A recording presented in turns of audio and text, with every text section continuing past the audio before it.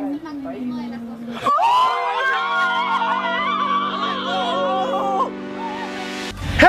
from the middle of the world, the equator! In Ecuador, where the northern and the southern hemispheres are separated by this line. At the middle of the world, twice a year your shadow disappears entirely because the sun is right above you. The water drains straight down, not right or left. Your watch is not needed because of solar time. Here, you can't balance yourself on a straight line. But you can balance an egg on a nail. At the equator, you are very close to the sun. Because the mountains are high and the earth bulges towards the center. An entire country, Ecuador, is named after this place, where you will find this, and these people.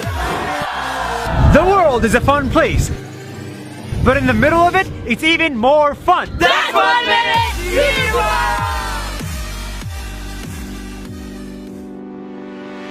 Today, my friends and I arrived in a tiny town hidden in the Andes mountain called Baños. Because they told us, here you can do anything you want. With one push from a stranger, you're swinging into the mountains. And with another, you'll feel like in heaven. With one thumbprint, you'll get an ATV machine and break it too. With one click, you'll see beautiful nature.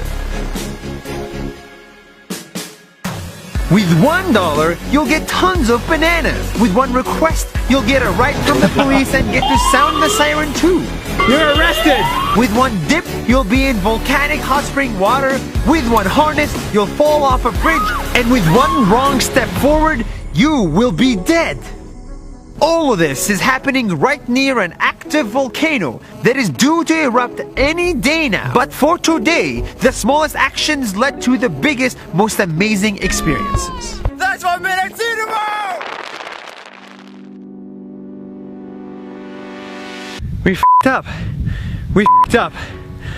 As I stand here in the Galapagos Islands, I can't help but think of how humans f***ed up nature. These islands have existed for millions of years, developing a wildlife you can't see anywhere else in the world. Until humans came with their cars, cities, dogs, chicken, cats and rats. Animals killed the peaceful wildlife and humans took over their homes. Here and everywhere, humans are destroying wildlife. Man-made climate change will affect water temperatures on these islands just by a few degrees. And these extra degrees will kill marine food, so marine animals can no longer find food. These marine iguanas, the only ones in the world, could starve to death. And I'm not even mentioning the human islands that could be gone because of climate change. Look, don't become vegetarian and don't turn off electricity. All I'm asking of you is this: just be mindful of nature. That's 1 minute. See you tomorrow. I'm back at Quito, Ecuador, the second highest capital in the world. Which means air quality here is good, but there's not much air. And when you're at such high altitudes, everything gets harder. A simple run, 2,800 meters high, will leave you breathless. And when you do the same run at 4,000 meters, it's much harder.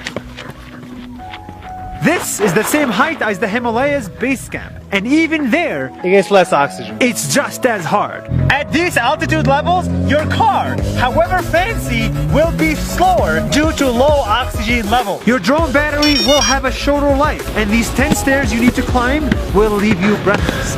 At least I am. At island sea level, this is called a jog. Here, walking is an exercise, and your heart rate jumps by a lot. In Quito, Ecuador, having a big heart is a plus. Having big lungs is a must. Eso es un minuto, nos vemos mañana. Hola from Ecuador! I have a question for you. How do you run a country? Most people look for answers in the developed world, like the US and Europe. But I found these answers in the developing world, like here in Ecuador. Take something as simple as food. Every item here has a simple guide showing you how healthy or unhealthy an item is. In the US, this is your guide, and it's complicated. Flying a drone here is not a problem either, even next to policemen. So I'm allowed to fly it, yes. Good, thank you so much. In other places, This could get you in jail. In Ecuador, immigrants are not frowned upon. Venezuelans come to Ecuador and Colombia in search of a better life, and they are welcome. Even the guy holding this camera is Venezuelan. Hola. Ecuador is the most underrated place I've been to, but it's also the place I learned the most while having fun. That's 1 minute. See you tomorrow.